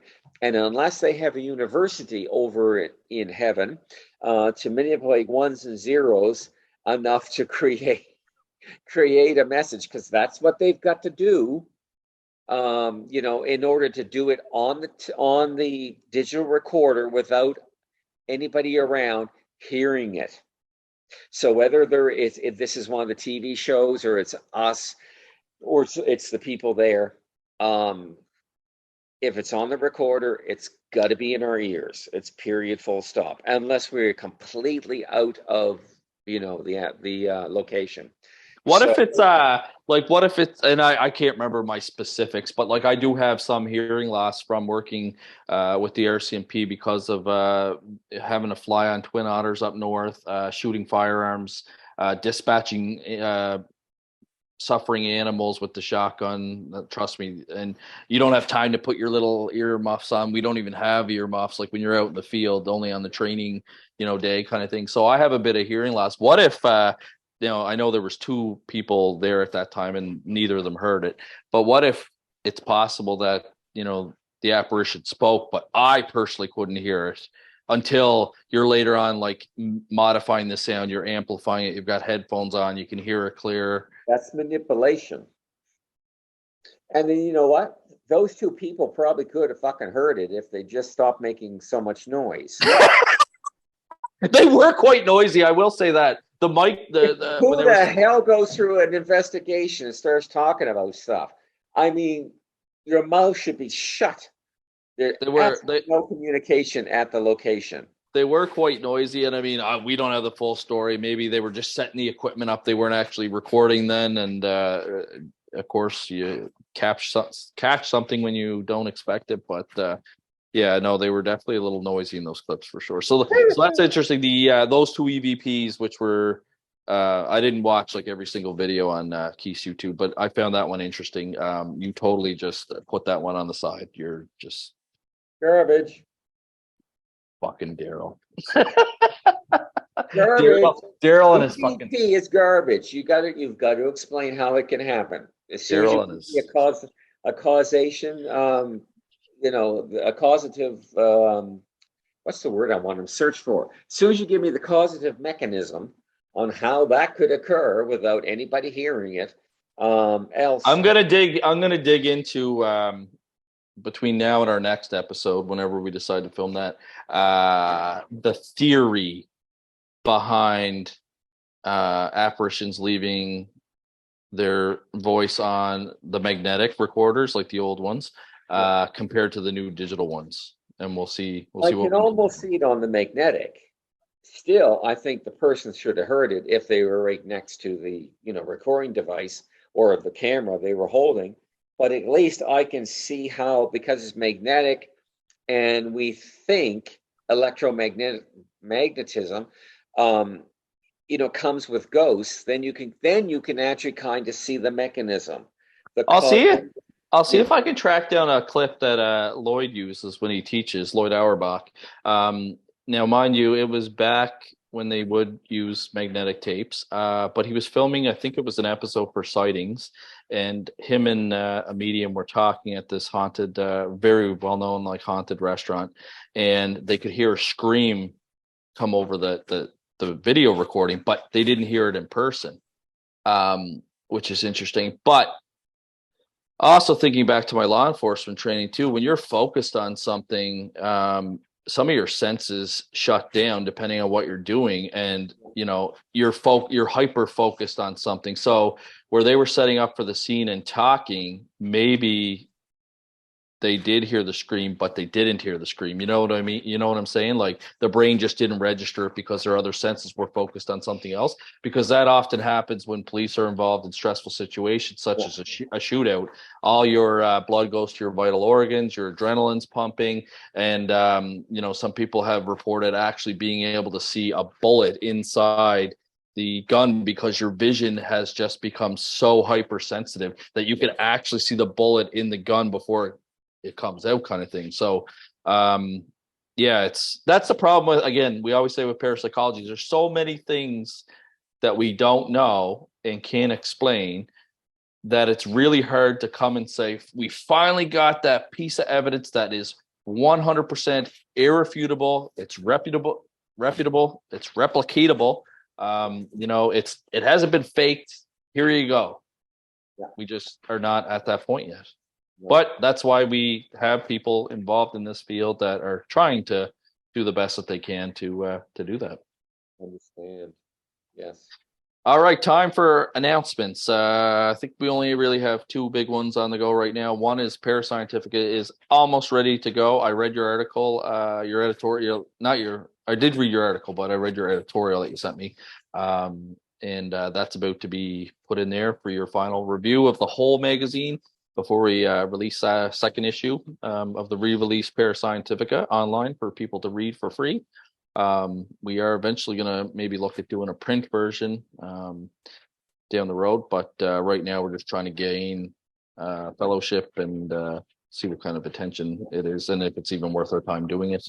And then the next big one is obviously the 2023 Halifax Paranormal Symposium. There are a couple of vendor tables left. If anyone is interested in being a vendor at the event, it's $50 to rent the table. If you buy tickets, there's a little discount per ticket that you buy. So the prices and details of vending tables are at ppri.net/vendors.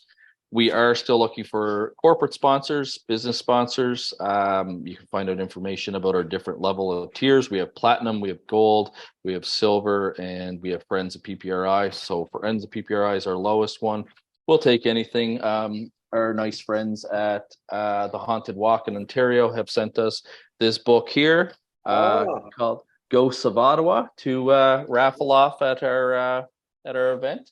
And Very nice. so anything helps to help generate revenue so that we can hopefully make this thing an annual event. And next year we really want to expand to 2 days to give you double the exposure, double the information, double the education, and double the expert guest speakers. And lastly, the tickets. We are about I think we're about a quarter through the sales. There's only about 3/4 tickets left right now, and it's only May. So you'll want to, yeah, not bad. You want to book those as soon as you can and go to ppri.net/tickets.